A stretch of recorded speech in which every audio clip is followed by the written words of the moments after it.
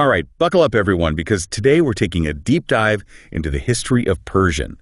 It's a language that's more influential than a lot of people realize. Oh, yeah, it's incredible. We're talking about one of the oldest Indo-European languages still around today. Really? Thousands of years old? Absolutely, thousands of years. It's like a direct link to ancient times. Wow, that's pretty amazing. So when we talk about Old Persian, what exactly are we talking about? I mean, where did we even find it? Picture this. Ancient inscriptions, literally carved in stone from the time of the Achaemenid Empire. The Achaemenid Empire. That was like ancient Persia, right? Exactly. And these inscriptions, they're not just tucked away in a museum somewhere. They've been discovered all over the place, from Iran and Armenia to even Egypt. Wow, that's far-reaching. So we're talking about a language frozen in time on these inscriptions. Well, not exactly. You see, languages are always changing, evolving. Like, think about how we speak today compared to a few hundred years ago. It's the same idea with Persian. Over time, Old Persian transitioned into what we call Middle Persian. So how did that happen? Was it a sudden shift or more of a gradual process? It was pretty gradual. One of the big changes was a simplification of the grammar. For example, the dual number, which was used when talking about exactly two things, it just disappeared, leaving only singular and plural.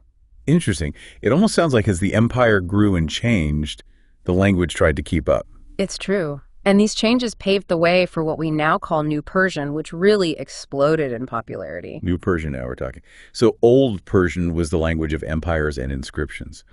What makes New Persian so special? Where did it even come from? Well, it actually originated from a dialect spoken in the Sasanian Empire's court. But there's a twist. The Khorasan region, which is in modern-day Afghanistan and Central Asia, played a big role in shaping it. Wait a minute, Khorasan. I thought we were talking about Persia, like Iran. Right, but remember, even under the Sasanians, Khorasan was already deeply connected to Persian culture, even if they had Parthian roots. It was a real cultural crossroads, and that blend of influences made its way into New Persian. Cultural crossroads. Okay, now I'm imagining bustling markets with traders from all over. Sounds like this New Persian popped up at the perfect time, huh? Absolutely. And there's another reason for its success, the rise of Islam. As Islam spread, New Persian, which was easier to learn and adapt, became a key way to spread knowledge and culture. Like the lingua franca of its day. I get it. Exactly. Wow, from ancient inscriptions to the language of scholars and emperors, Persian has certainly had quite a journey. I can't wait to learn more about just how far its reach extended. So New Persian really took off, huh? Spreading ideas and culture far and wide. It's kind of mind-blowing to think about how far its reach actually went. Oh, absolutely. We're not just talking about a few neighboring cities. This is a language that spanned empires and continents. Okay, so no more vague descriptions. Give me specifics. Where did New Persian really make its mark on the world? All right, let's start with Asia Minor. Asia Minor. You mean like modern-day Turkey? Exactly. Now, think about the Ottoman Empire for a second. Yeah. Those master architects with their massive empire, right? Yeah, I always picture them with these beautiful mosques and palaces. Well, get this, they used Persian as their official court language. Wait, seriously? The Ottomans? But I always thought they spoke Turkish.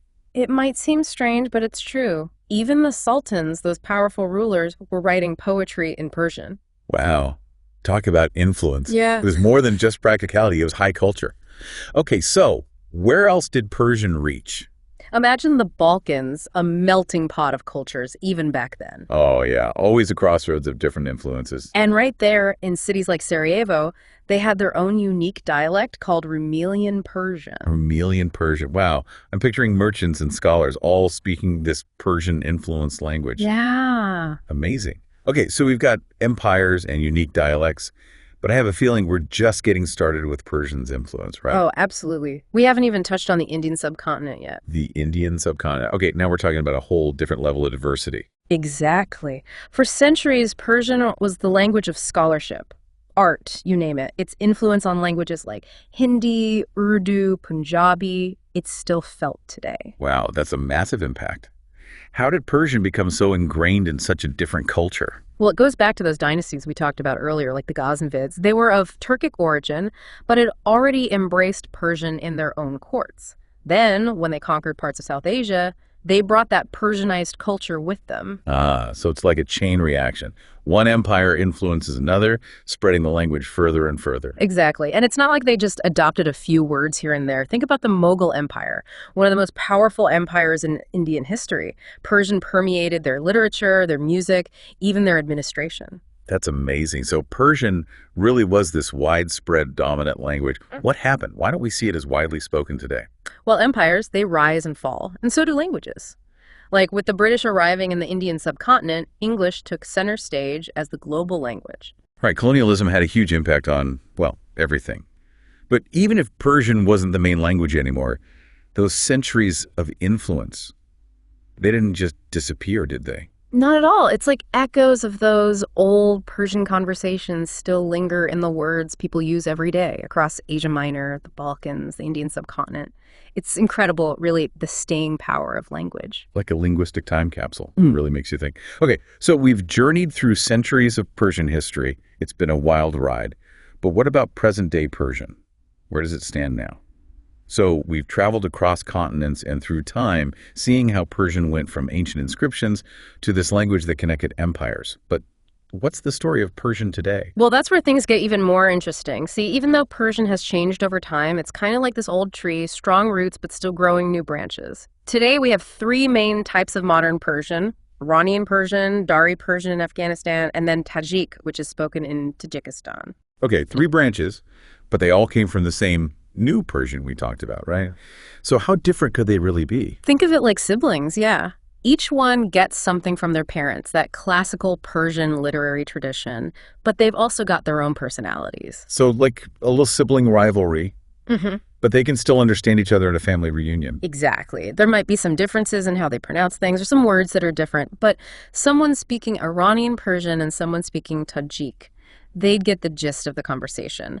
Kind of like how English speakers from, say, the US and the UK, they can usually understand each other. That makes sense.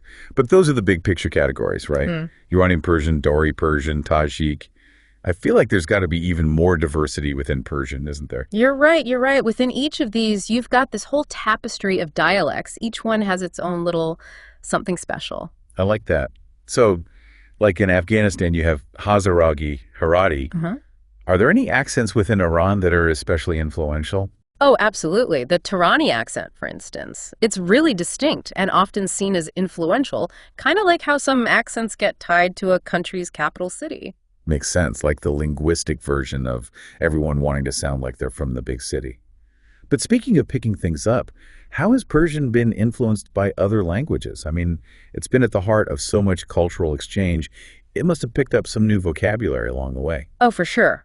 Persian has definitely left its mark on a ton of languages, but it's been shaped by others too. Take Arabic, for example. Because of Islam. Exactly. Centuries of interaction, and it's had a huge impact on Persian vocabulary. So I might recognize some words with Arabic roots. Without a doubt. And it's not just a word here or there. It's especially strong in religious and intellectual stuff. Yeah. Shows how much Islamic scholarship affected Persian culture. That's really interesting. Like, language can be a map of cultural exchange, huh? 100%.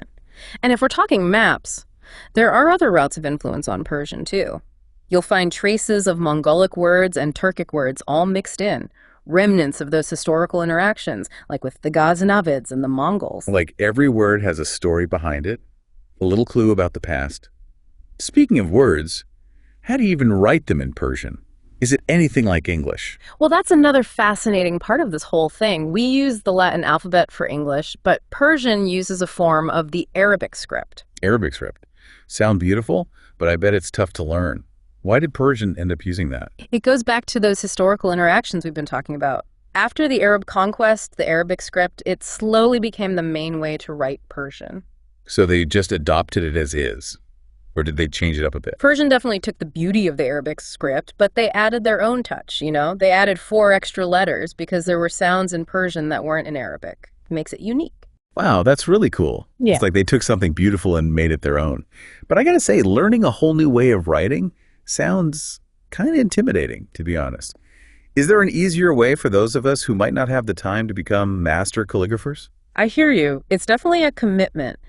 There are ways to write Persian using our alphabet, what they call romanization, but it doesn't quite capture the beauty of the original script, you know? It's a real art form. Yeah, I bet the calligraphy is incredible. Speaking of art forms, this whole deep dive has been pretty incredible. We've gone from ancient inscriptions to modern day Persian, seeing its influence all over the world. Really makes you appreciate the power of language. It really does. Persian story reminds us that language is alive, you know? It's always changing, borrowing, adapting, reflecting history, culture, everything. Makes you wonder what other linguistic treasures are out there waiting to be discovered.